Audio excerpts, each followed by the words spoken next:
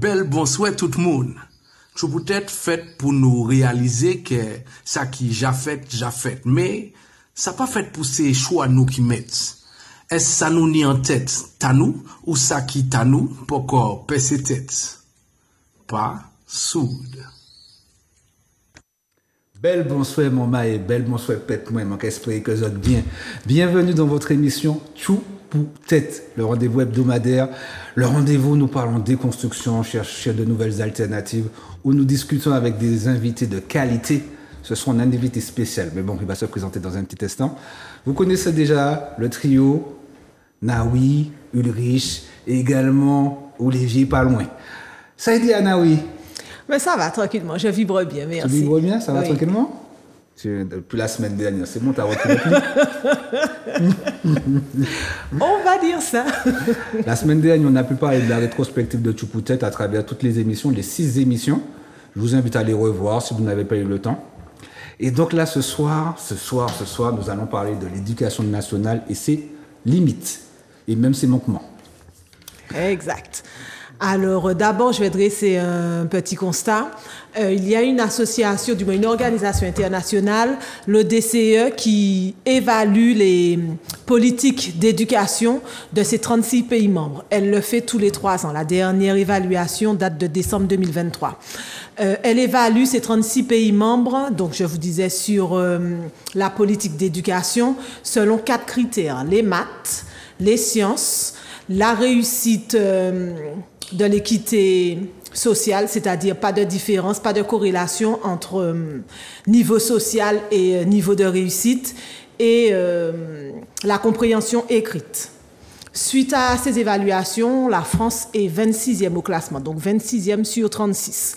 Elle se classe depuis quelques années dans un niveau moyen, avec un écart conséquent concernant la performance et justement le niveau socio-économique. Et sur la dernière évaluation, donc celle de décembre 2029, elle a vu pour la première fois une baisse historique de son score en maths. Pourquoi je vous parle de ça? Parce que non seulement nous faisons partie de ces chiffres, mais en plus du fait de l'assimilation, nous héritons d'une transposition à l'identique du programme de l'éducation nationale, mais aussi de ses méthodes d'apprentissage. Donc, de la même manière, nous ne dérogeons pas à ces constats. Donc, pour parler de ça, aujourd'hui, on a Ulrich qui sera de l'autre côté, qui sera invité ce coup-ci, et qui abordera le thème, qui décortiquera et analysera la thématique, du moins la problématique des manquements de l'éducation nationale chez nous en Martinique. Bonsoir Exactement. mon invité. Bonsoir. Donc effectivement, tu viens tu ne viens pas en tant que présentateur ce soir, mais tu viens en tant que...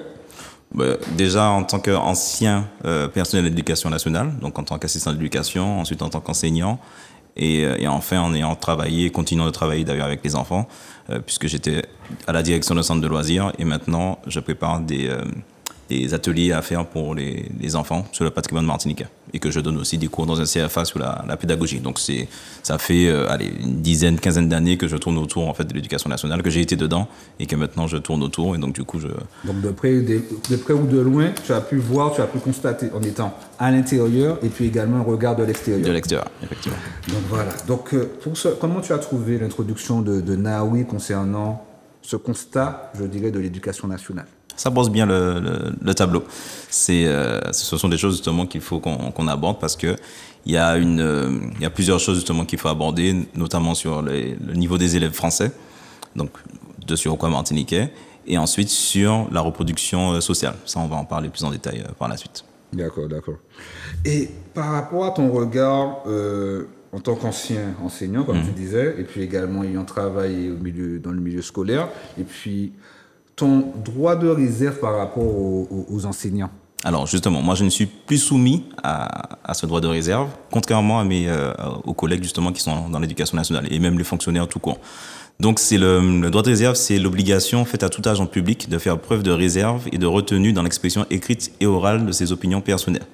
Donc quelqu'un qui est dans l'éducation nationale ne peut pas prendre la parole publiquement pour pouvoir justement, par exemple, critiquer l'éducation nationale, son institution, ou avoir une opinion qui serait prosélyte, qui parlerait justement, qui ferait l'apologie d'une religion par rapport à une autre, etc. Donc, il a un devoir de réserve. Et en plus, c'est rentré dans la jurisprudence que même sur les réseaux sociaux, il doit avoir toujours ce droit de réserve-là. Donc, c'est quand il travaille et hors de son temps de travail. Donc, tant qu'il est à l'éducation nationale, il doit avoir son droit de réserve.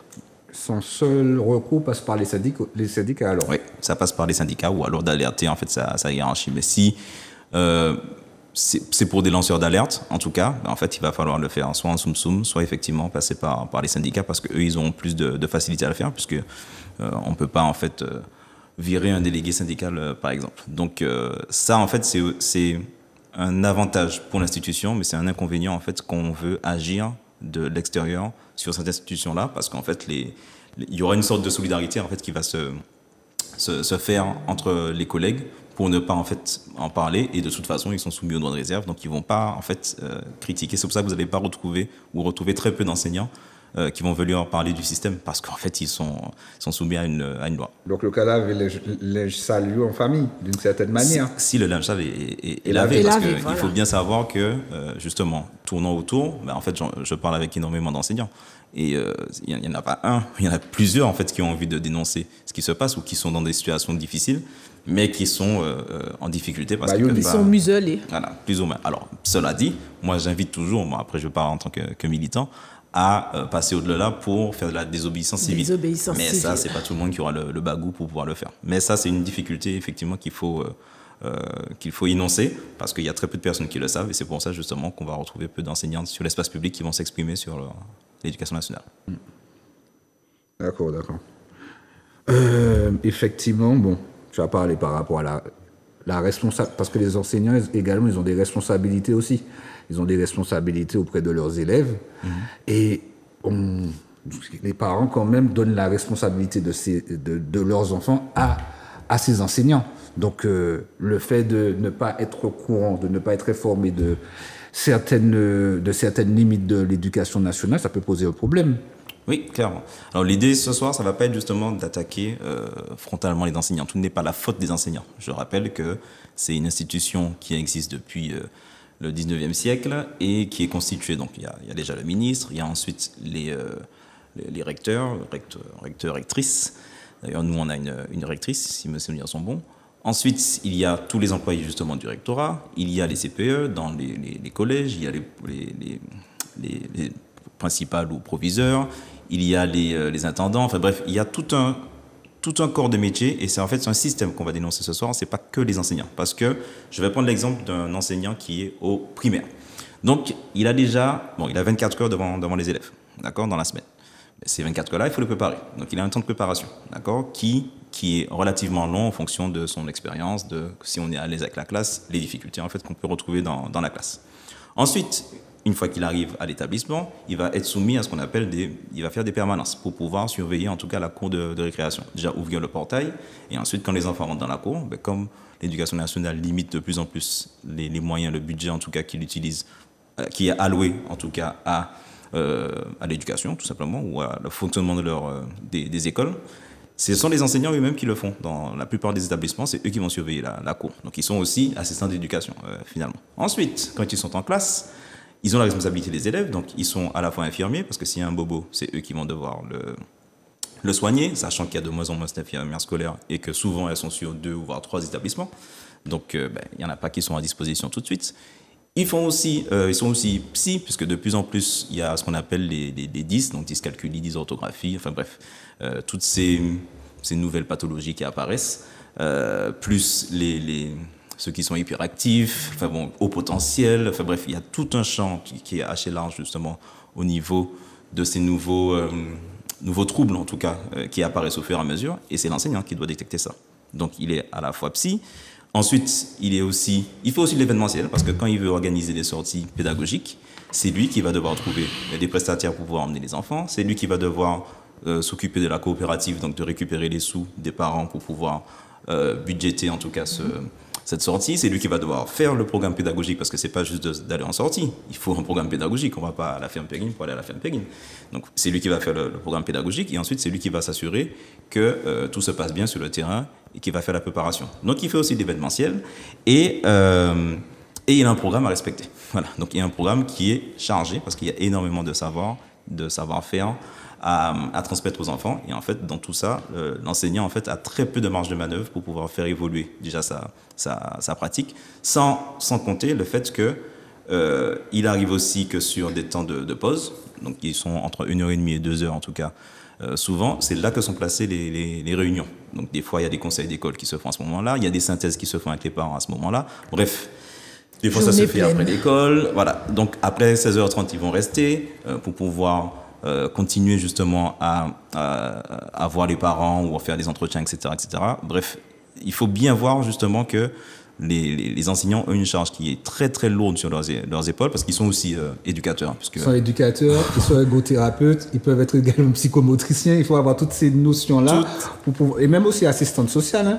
Savoir que si par exemple ils constatent certains problèmes au niveau des enfants, certaines même maltraitances, ça va aussi alerter et pouvoir également le constater aussi. Oui, c'est ça, exactement. Donc toutes ces choses-là. Et sachant qu'en plus, les enseignants français font partie de ceux qui sont les moins bien payés, sans prime et sans salaire. Ils sont 20e sur les pays justement de l'OCDE. J'ai regardé, j'ai fait des petites recherches et j'ai vu qu'ils touchaient moitié moins que les enseignants en Allemagne. En Allemagne, voilà, par exemple. Donc, ce sont les moins bien payés et en plus, ils sont payés sur, comme je l'ai dit, les 24 heures, plus ce qu'ils doivent faire. On ne compte pas vraiment en fait le travail de préparation qu'ils font. Donc facilement, en tout cas, moi, mes premières années en tant qu'enseignant, je passais facilement 60 heures par semaine à travailler. Et du coup, la rémunération, forcément, ne suit pas à ce niveau-là. Je parlais de 19e siècle depuis l'éducation nationale, mais il y a quand même une évolution jusqu'à notre époque.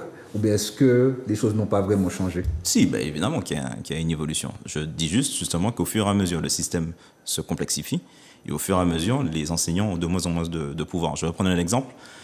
Avant, on pouvait faire redoubler un enfant. Maintenant, c'est le parent en fait qui a le choix final. C'est-à-dire que tout le travail pédagogique, c'est l'enseignant qui va le faire, c'est lui qui va faire les évaluations. Donc, il va faire une proposition qui est que on considère en fait, par exemple, que votre enfant devrait rester en fait dans ce niveau-là. Donc, CE2, il doit rester au CE2 pour pouvoir continuer à acquérir des connaissances. Mais finalement, on lui retire ce pouvoir-là et c'est le parent qui choisit.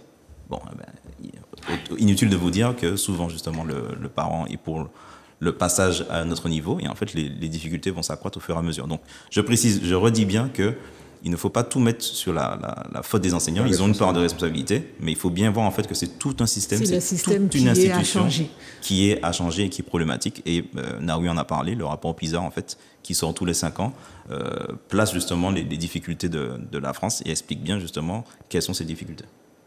Donc une mauvaise orientation, de mauvaises directives des très hauts, c'est-à-dire au niveau du ministère. Du rectorat, des inspecteurs, en fait, tout cela, en fait... Tous les maillons, en fait. Voilà, tous les maillons, et notamment ceux qui sont dans leur bureau et qui vont décider depuis leur bureau. Ça, c'est les pires. Parce que ça, c'est ceux, en fait, qui n'ont aucune prise avec le terrain. Ou, alors, en exemple, tout simple, la ministre qui vient d'être nommée, son enfant est dans le privé. Son enfant n'est pas dans le public. Elle ne connaît pas, en fait, la réalité du terrain. D'ailleurs, il y a eu le Quotidien qui a fait un petit reportage là-dessus, où on voit bien, en fait, qu'elle est à l'ouest. Elle est totalement à l'ouest. En tout cas, c'est quelqu'un qui ne va pas parler d'éducation populaire, par exemple. Elle ne sait pas du tout en fait comment ça fonctionne et qu'est-ce qu'il faudra faire pour que ça puisse évoluer. Elle va certainement reproduire en fait les fonctionnements de la classe bourgeoise sur l'école. Et en fait, ses a priori à elle va les transmettre, mais je suis sûr et certain qu'elle ne va rien apporter de concret pour réformer le système éducatif. D'accord, ok. Alors que c'est le milieu populaire qui rassemble la plupart des problématiques. Exactement. Tu as une question à poser, Naoui?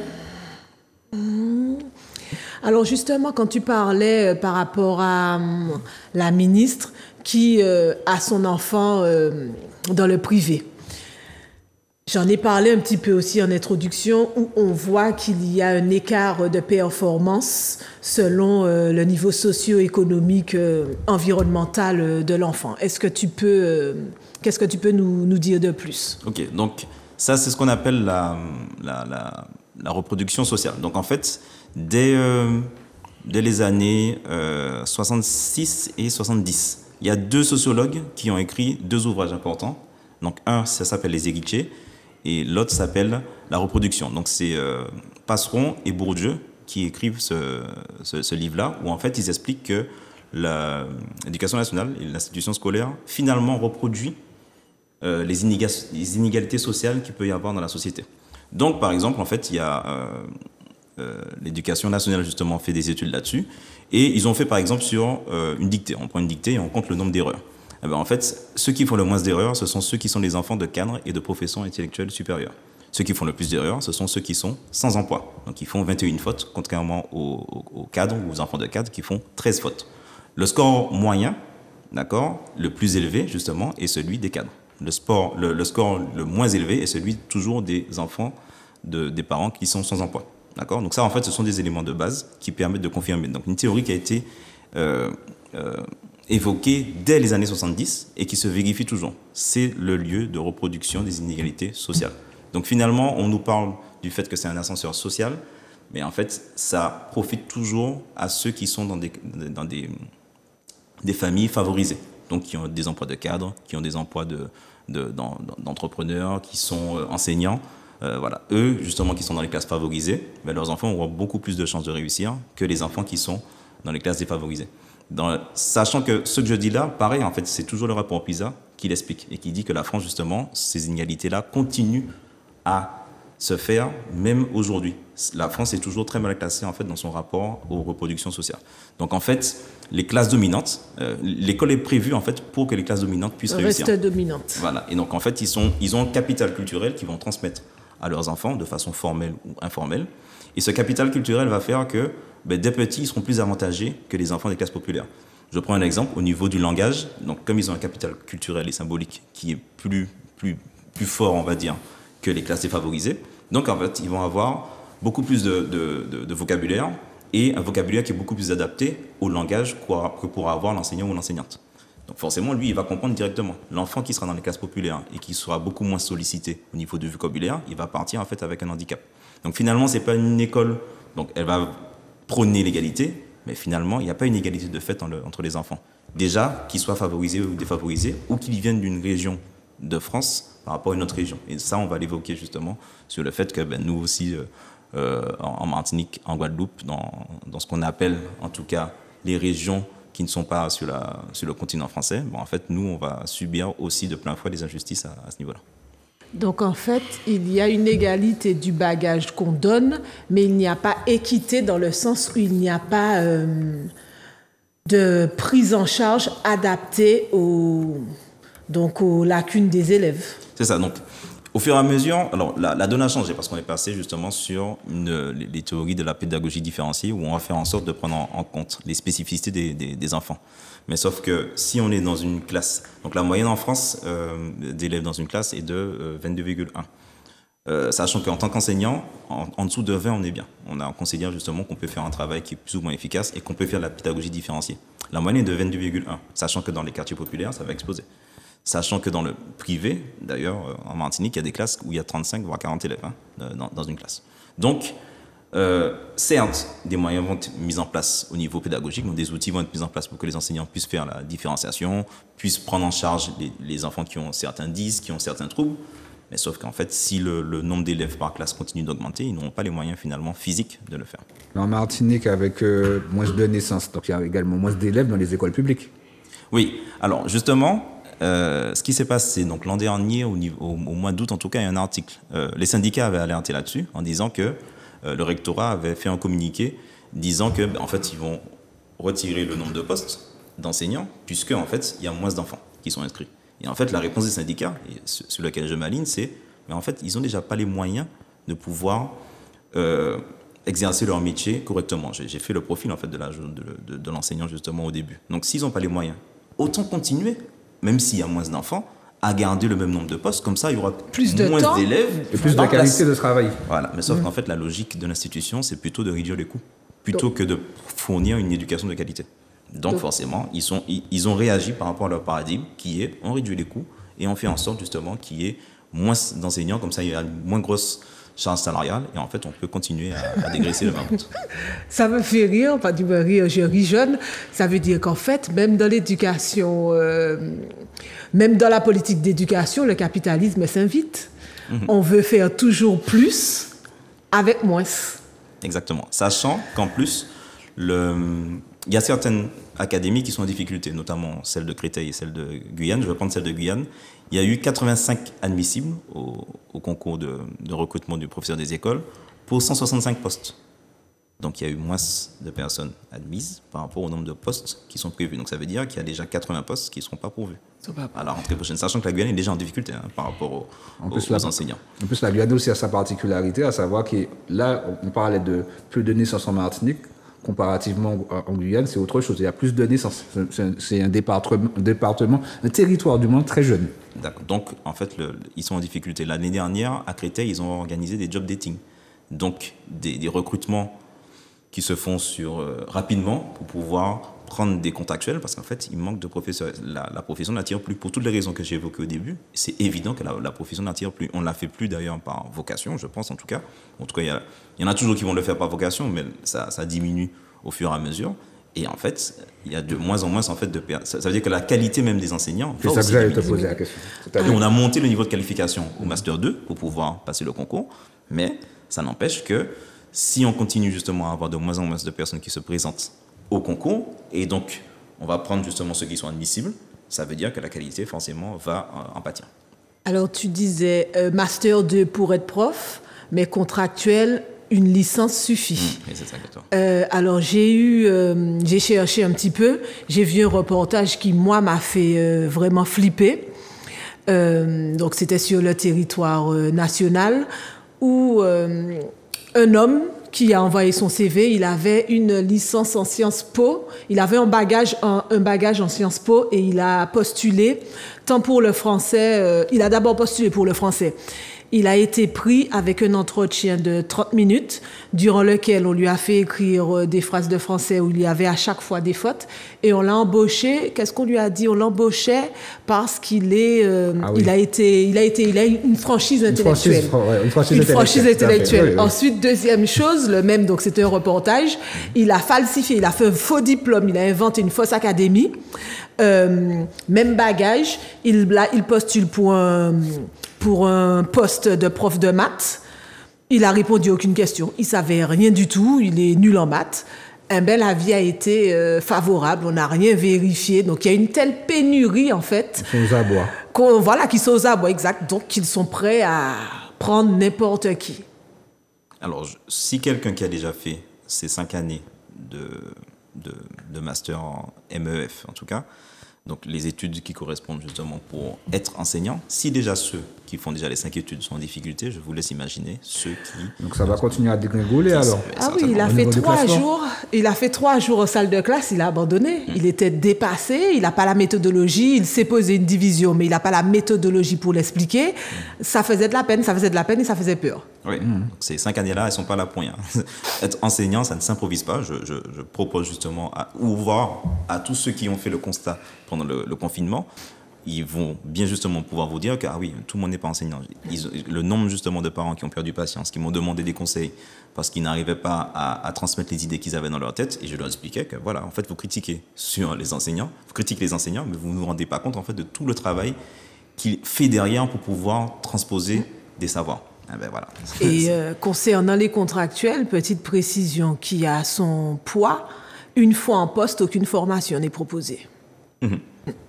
En tout cas, c'est les formations en continu, mais en gros, c'est-à-dire que l'enseignant va prendre, il a un quota d'heures, en tout cas, qu'il prend chaque année pour faire des formations, mais ça ne sera jamais suffisant. Oui, à part, voilà, exact. C'est très important de faire les stages, de voir les pratiques des autres enseignants, de prendre du recul, en fait, sur sa propre pratique, de prendre du recul de se renseigner sur la didactique, parce que c'est très important, en fait, pour enseigner une matière, il faut connaître absolument sa didactique.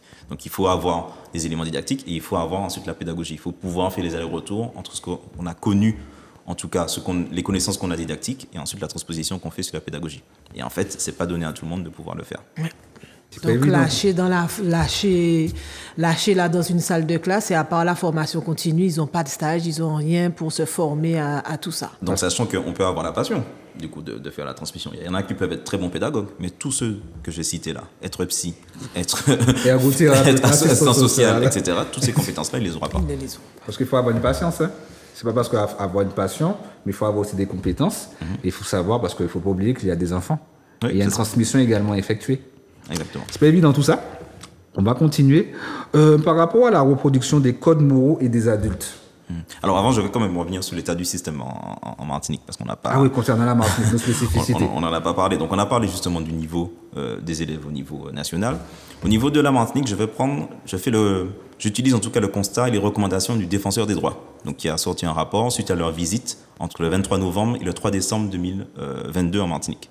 Donc les défenseurs des droits, leur mission en fait, c'est de défendre les droits des usagers, des services publics et de la lutte contre les discriminations. Donc, il veille à l'effectivité de l'égalité d'accès aux droits sur l'ensemble du territoire national. Concernant l'éducation, donc, il évoque les problématiques suivantes. 1. Le nombre de jours d'enseignement en Martinique et en Guadeloupe est moins conséquent que qu'en France hexagonale. D'accord ? Donc, la Cour des comptes, du coup, le révélait déjà en 2020, les élèves scolarisés en Martinique et en Guadeloupe reçoivent un nombre de jours d'enseignement inférieur à la moyenne des élèves de métropole. Donc, d'Hexagone. J'avais utilisé Hexagone, c'est eux qui utilisent le terme métropole. Donc, par exemple, en Guadeloupe, dans certaines écoles, jusqu'à 20% des jours de classe ont été perdus au cours de l'année 2021, sans être rattrapés. D'accord ? Donc, problématique de grève, problématique en fait, on a des problématiques d'eau. Donc, quand l'eau n'arrive pas, en fait, dans le robinet, en fait, c'est compliqué d'ouvrir une classe. Les grèves pas des enseignants, mais aussi du personnel qui travaillent. De la mairie ? Oui, parce qu'ils sont aussi ils vivent dans ils ont des conditions de travail qui sont compliquées et ensuite ils sont pas bien rémunérés. Donc je comprends effectivement que quand il y a le ras-le-bol, ils vont poser leur jour de grève. Donc toutes ces choses-là font que les enfants en Martinique passent moins de temps à l'école que sur le reste du territoire national. Oui. Je voudrais rajouter aussi au niveau des infrastructures également, les infrastructures vieillissantes en Martinique. On va y venir. Sortie sans qualification.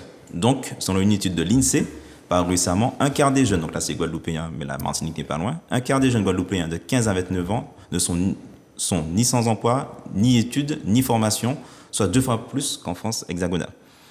Donc de nombreux jeunes, donc antillais, Martinique, Guadeloupe, quittent en effet chaque année le système scolaire sans avoir obtenu de qualification équivalente au baccalauréat ou de diplôme à finalité professionnelle. Donc ils se retrouvent finalement démunis pour s'insérer sur le marché de l'emploi. Bon, ça c'est au niveau de la sortie sans qualification. Donc on a pas mal de jeunes qui sortent sans qualification. Ensuite, les difficultés de lecture. Donc, les difficultés par exemple pour lire à haute voix un texte au CE1 ou alors la maîtrise du français qui est fragile ou insuffisante en 6e. Donc, lors de journées de défense et de citoyenneté, il a été constaté que le niveau est très supérieur aux Antilles à ce qu'il est dans l'Hexagone. Environ 33% en Guadeloupe et en Martinique contre 11% au niveau national des enfants qui n'arrivent pas justement à avoir une lecture fluide à ce niveau-là au CE1. Donc les écarts augmentent tout au long du parcours scolaire et révèlent donc une aggravation progressive des lacunes. Donc là c'est au CE1. CE1, il y a déjà 33% des enfants qui ont une difficulté de lecture. Donc je vous laisse imaginer la suite. Et comme je l'ai dit, comme le maintien est de l'ordre du pouvoir des parents et que du coup il y a de moins en moins de maintiens qui sont faits, donc ce qu'on appelle anciennement les redoublements, donc forcément les difficultés vont s'accumuler jusqu'à en fait que ça soit incorrigible, mais sauf qu'il y a décrochage jusqu'à ce qu'il y ait décrochage. Soit il y a décrochage, soit l'enfant va être de plus en plus stigmatisé, il va être dérouté du système classique pour être envoyé vers les voies en fait, professionnelles, malheureusement. Au lieu que ce soit un choix, en fait, il va plutôt le subir. Donc, il va se retrouver, par exemple, en SECPA, ou alors dans les voies professionnelles, arrivé au lycée, parce qu'il ne pourra pas suivre un parcours classique, sauf que ce n'est pas son choix. Donc, il va se retrouver à faire justement de la réparation auto ou de la maçonnerie, alors que lui, en fait, il voulait suivre une voie classique. Mais en fait, il a tellement accumulé de difficultés qu'il ne pourra pas finalement suivre ces enseignements-là. Et soit il va sortir du système, soit il va continuer, mais n'aura pas forcément le diplôme à la fin. Donc on est face à un système aussi qui est incapable de redresser des lacunes en fait, parce qu'il est dit que si on sort du CP avec des lacunes, genre par exemple des difficultés de lecture, elles, comme tu le disais, ces difficultés et ces lacunes s'amplifient tout au long du parcours. Exactement. Donc on est face à un système qui ne sait peut-être ni repérer ces lacunes, ni les combler. Ou en tout cas, il va falloir qu'il y ait une implication forte de la famille pour pouvoir repérer le fait que l'enfant est en difficulté et mettre en œuvre en fait, les moyens pour qu'il puisse rattraper ces difficultés-là. Donc, je vais prendre un exemple. Si c'est au niveau de la diction, c'est plus un orthophoniste qu'il faudra en fait consulter. Je pense que les Martiniquais sont au courant du délai pour obtenir une consultation. Voilà, chez l'orthophoniste. Donc il faut une implication des familles et depuis 2013 l'éducation nationale encourage à ce qu'on appelle la coéducation. Donc ça veut dire que l'éducation ne doit pas juste être à la charge des enseignants, mais que les familles aussi devraient s'impliquer, doivent plus rentrer dans l'école pour se tenir au courant de ce qui se passe et pouvoir être des acteurs et des personnes qui sont à l'initiative, pas des gens qui sont là pour subir ou juste pour critiquer ce qui se passe au niveau des enseignants. Sachant qu'au niveau des enseignants, il y a aussi beaucoup de retours d'enseignants qui se font agresser finalement par les parents parce qu'ils ne comprennent pas forcément ce qui se fait dans l'école, ou ils considèrent que leur enfant est stigmatisé, ou tout simplement eux-mêmes ils ont une défiance par rapport à l'école et en fait ils le reproduisent sur n'importe quelle personne qui va représenter l'autorité, donc le directeur ou l'enseignant par exemple. Concernant les parents d'élèves, ils ont une responsabilité importante par rapport à ce lien entre les parents et les enseignants. C'est eux qui siègent dans ce qu'on appelle le conseil d'école au primaire ou le conseil d'administration. Donc oui, ils ont un lien. Ils doivent en fait tenir informés les autres parents de ce qui se passe dans l'école, des grandes orientations qui ont été prises.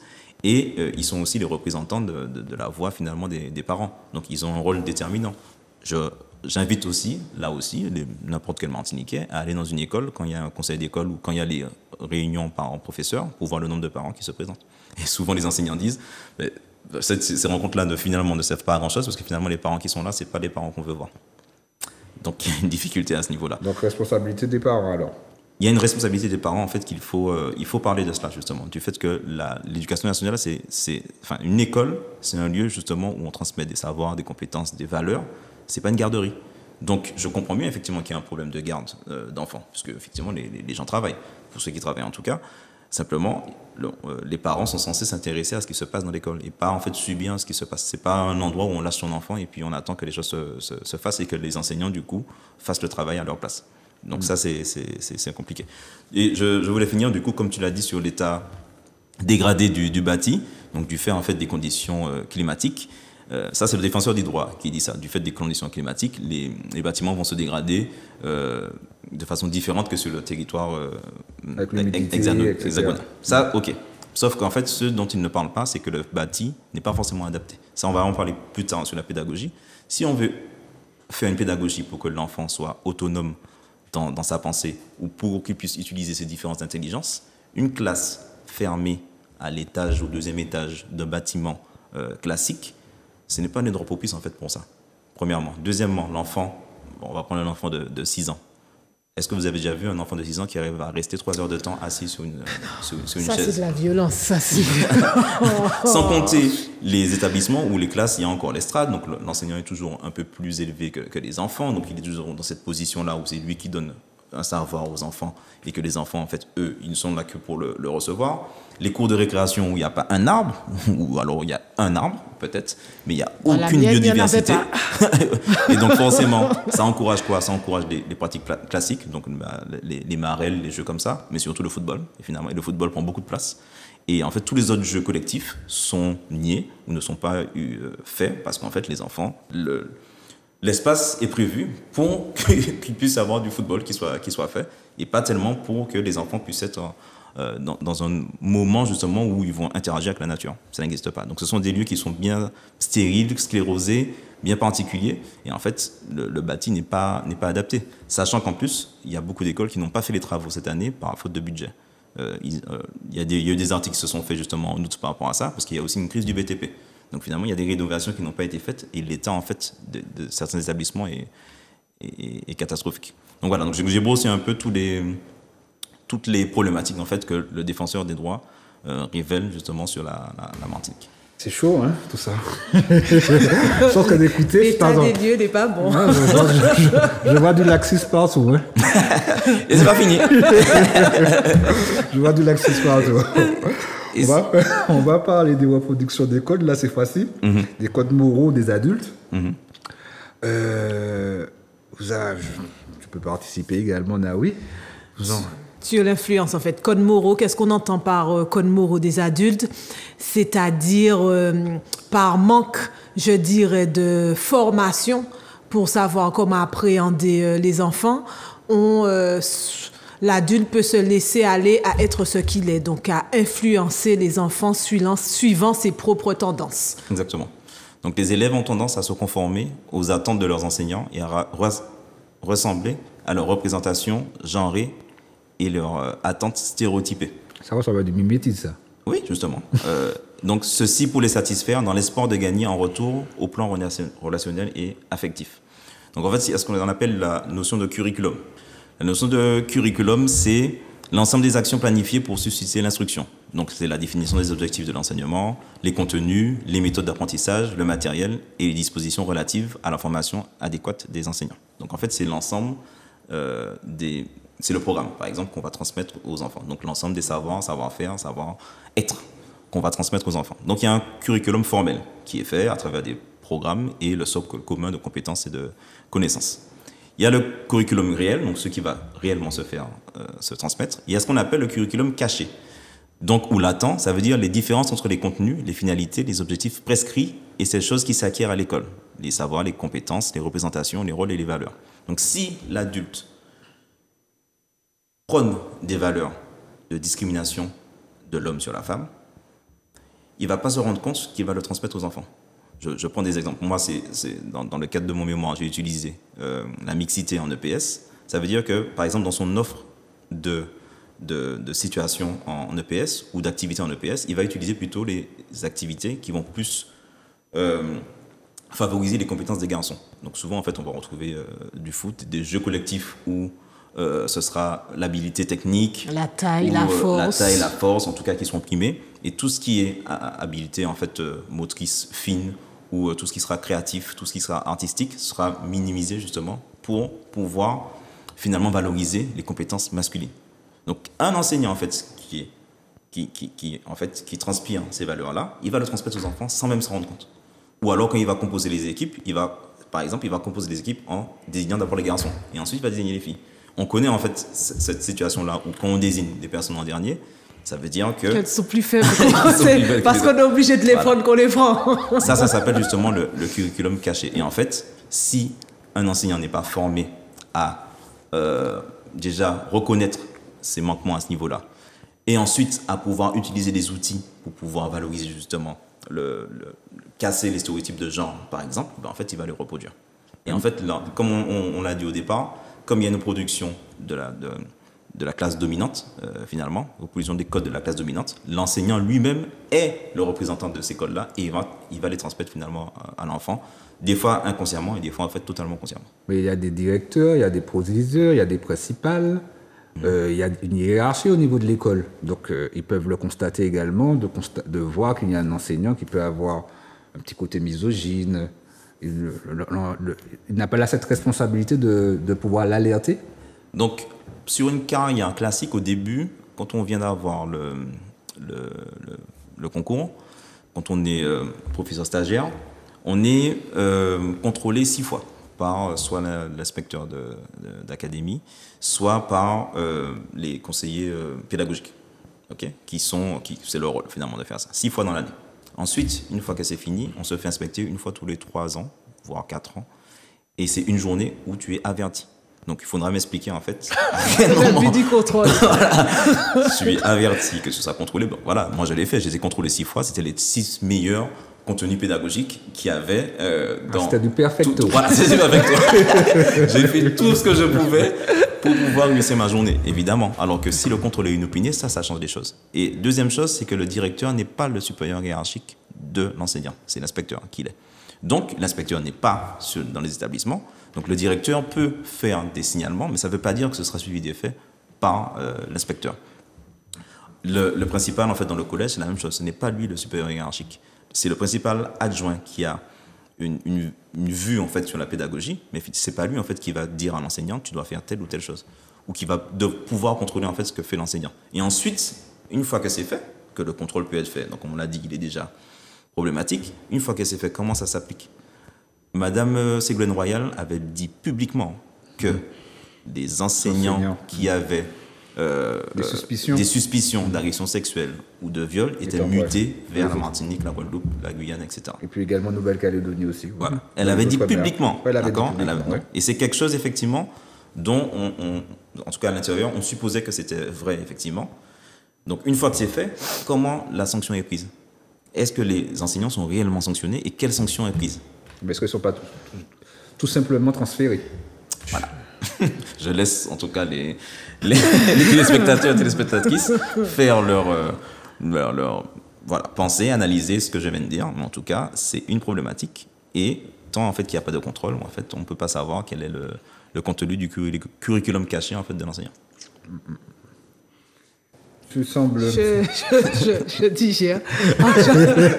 J'avais entendu ces mots de Ségolène, oui, mais c'était devenu un souvenir, on dira. Donc, rafraîchis ce soir.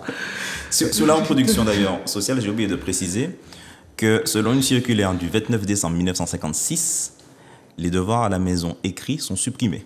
Je répète, depuis 1956, les devoirs à la maison au primaire, d'accord, donc du CP au CM2, sont supprimés.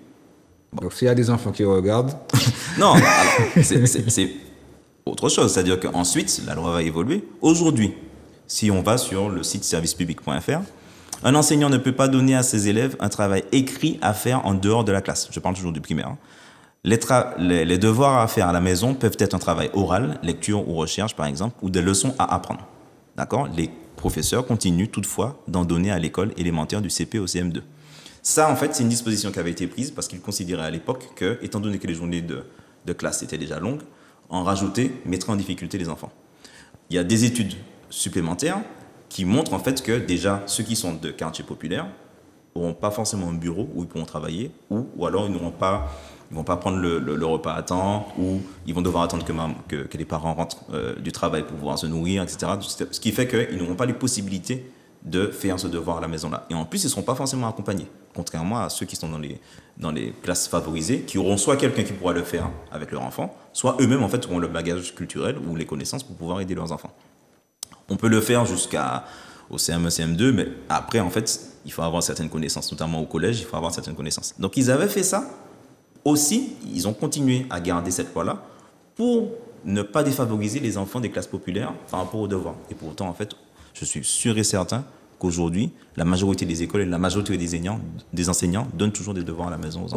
Oui, exact. Voilà. Et le pire, c'est que ce sont des fois des demandes des parents qui ont intégré le fait qu'à l'école, il va falloir qu'ils aient des devoirs à faire à la maison pour qu'ils puissent progresser, parce que pour eux, leur vision des choses, c'est que le progrès ne se fait que par le travail et que par le travail écrit. Et ça, en fait, c'est problématique. Et c'est vrai parce que j'ai déjà entendu ma sœur ou bien des amis, mais comment, tu n'as pas de devoir à faire? On a depuis 1956. Ouais, c'est ça. C'est-à-dire que même nous, tu vois, moi j'ai eu des devoirs. Hein. Donc c'est pour te dire. Pour les enfants ont une intelligence multiple. Tu vois, est-ce que l'enseignement est adapté pour ces enfants? Donc en fait, l'éducation nationale, grosso modo, utilise ce qu'on appelle la pédagogie traditionnelle. Donc ça veut dire qu'elle va favoriser plutôt deux intelligences. C'est l'intelligence linguistique et l'intelligence logico-mathématique. Sachant que comme autre intelligence, il y a l'intrapersonnel, l'interpersonnel. Donc intrapersonnel, c'est le fait de se reconnecter à soi, etc. Interpersonnel, c'est le fait de sociabiliser et de coopérer avec d'autres personnes. Connecter aux autres pour pouvoir apprendre. Visospatial, donc c'est tout ce qui sera en fait lié à l'espace et au fait de voir justement des images ou autre chose. Kinesthésique, donc c'est de toucher, donc c'est de manipuler. Musical, donc utiliser le rythme, et naturaliste, donc c'est le rapport à l'écologie. J'ai parlé par exemple du fait que le rapport à l'écologie va être compliqué parce que tu es dans une salle où il n'y a pas de plantes, où il y a des plantes dans des pots, mais en fait déjà au niveau de la nature, tu ne vas pas être vraiment sensibilisé. Ensuite, les sorties scolaires sont très compliquées à faire à l'extérieur. À préparer aussi. À préparer, etc. L'intelligence musicale. Combien en fait d'outils qui sont créés pour que les enfants puissent apprendre dans leur rythme, alors qu'on est sur une île où la culture musicale est riche. Elle est présente. Mais forcément, si les outils ne sont pas adaptés au pays, mais en fait, on ne pourra pas finalement utiliser ces différentes intelligences-là. Donc finalement, ce sont les enfants qui ont justement développé ces deux intelligences-là ou qui sont influencés par tous ceux qui les éduquent pour développer ces intelligences-là. C'est eux qui vont réussir. C'est eux qui ont l'intelligence logico-mathématique et linguistique qui vont pouvoir s'en sortir le mieux parce que le système va solliciter surtout les outils qui sont utilisés, les manuels, etc. vont solliciter ces deux intelligences-là. Tout le reste en fait, sera négligé. Aujourd'hui, il y a des études, c'est Howard Gardner qui a créé cette intelligence multiple, en tout cas qui a véhiculé finalement cette théorie-là. Et on se rend compte qu'il y a 6 autres intelligences qu'il va falloir que les professionnels ou les parents puissent inculquer en fait, aux enfants. Pour travailler avec les enfants. Sachant que nous également, nous avons nos spécificités avec notre culture également. Exactement. Donc là aussi, je reprends en fait ce que dit le défenseur des droits. Donc, le milieu scolaire représente le lieu de distinction entre ce qui relève des croyances et ce qui relève du savoir scientifique. Et il nomme en tout cas un titre en disant la nécessaire adaptation des enseignements scolaires et des pratiques au territoire ultramarin. Aux Antilles, de nombreux enfants ont pour langue maternelle le créole, le martiniquais ou le guadeloupéen. De nombreuses études ont montré que ces langues parlées couramment par les enfants devraient être davantage mobilisées comme un vecteur d'apprentissage du français et un atout pour contrer l'illettrisme. D'accord ? Donc c'est eux qui le disent, qu'on devrait justement utiliser cette richesse-là. Autre chose, l'apprentissage à la langue d'usage concomitant au français, l'étude des cultures régionales est tout aussi essentielle à la construction de soi et à la reconnaissance de la diversité culturelle comme socle de la cohésion sociale. Bon, donc ça veut dire que il y a des directives qui viennent en tout cas de France, en tout cas, et des outils, plus souvent qui viennent de France. Il y a très peu d'outils qui viennent de Martinique.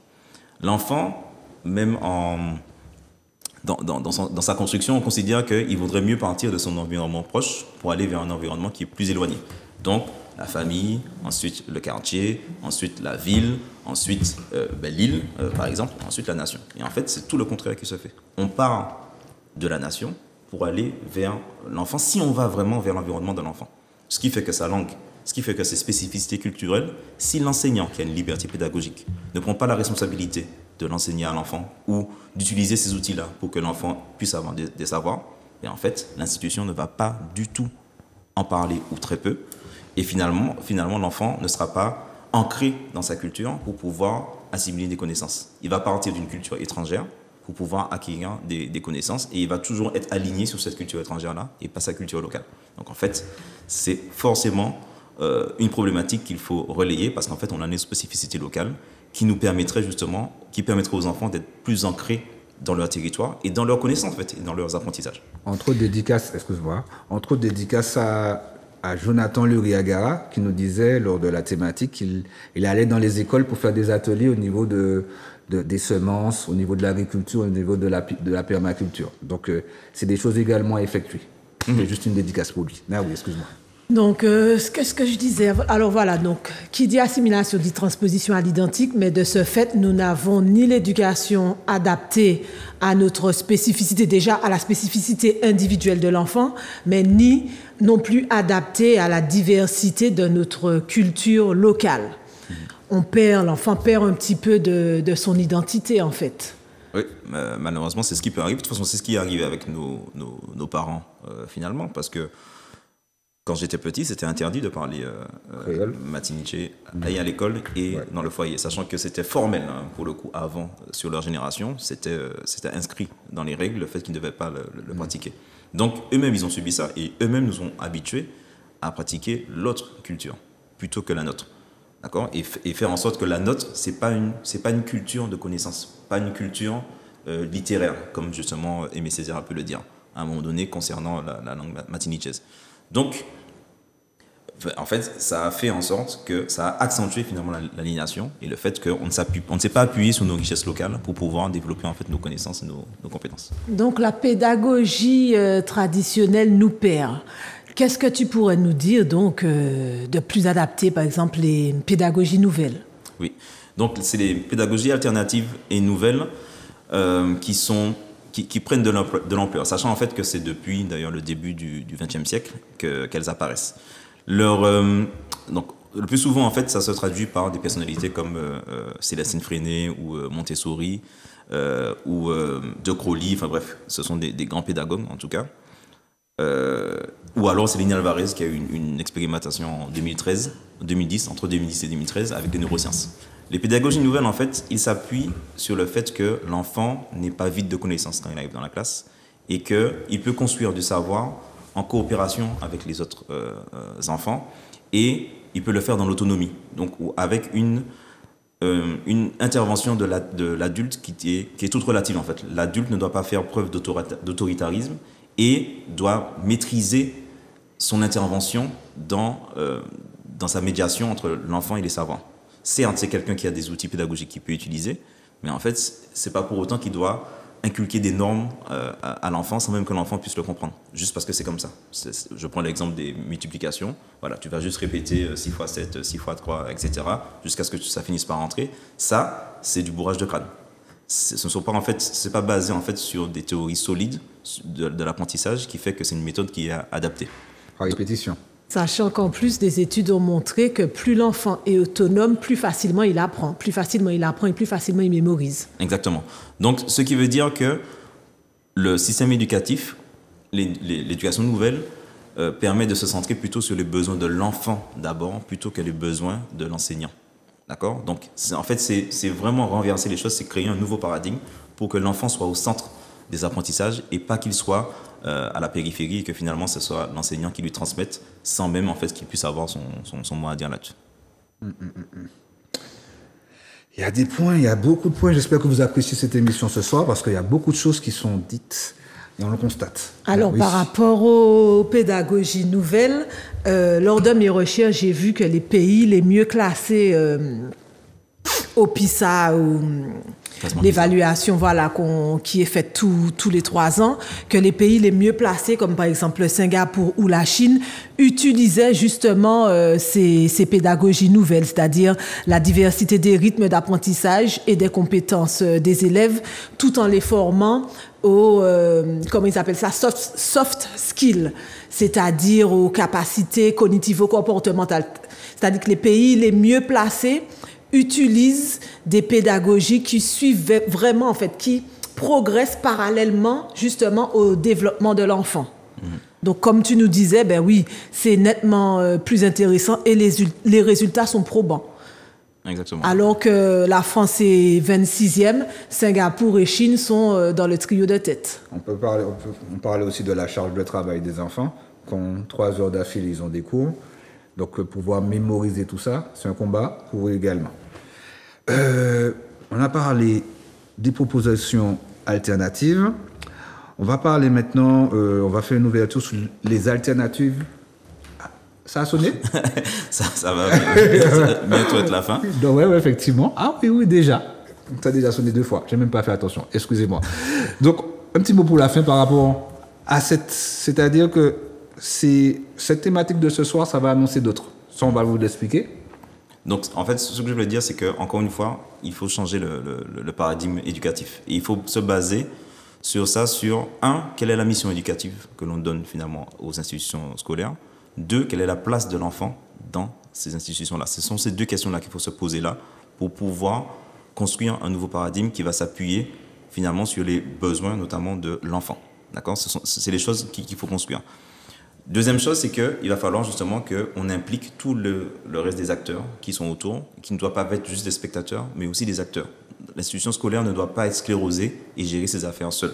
Elle doit être accompagnée justement de tous les autres acteurs qui pourront l'aider sur la médiation, par exemple, concernant le harcèlement scolaire, ou qui pourront l'aider justement sur l'apport de notre culture pour pouvoir aider les enfants à acquérir des compétences et des connaissances qui ne les mettront pas en difficulté.